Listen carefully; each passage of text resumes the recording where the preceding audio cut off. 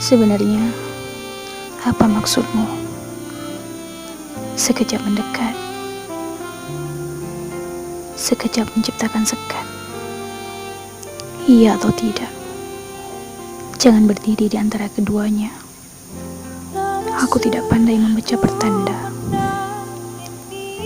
Aku juga tidak ingin banyak bertanya. Cukup jelaskan padaku, apa arti seorang aku di matamu? Jika sama sekali tidak berarti, aku akan pergi tanpa harus kamu minta. Aku cukup sadar diri.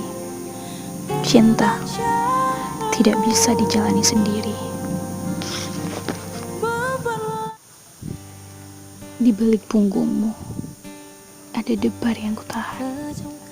Aku tidak bisa menjelaskan perasaan apa ini. Aku tidak berani mengatakan aku jatuh hati. Aku tidak berani melingkarkan lenganku. Aku takut jatuhku tak tepat di hatimu. Aku takut patah. Aku takut semua akan terlihat salah. Aku benar-benar hati-hati kali ini. Ada trauma yang mengakar dan membakar.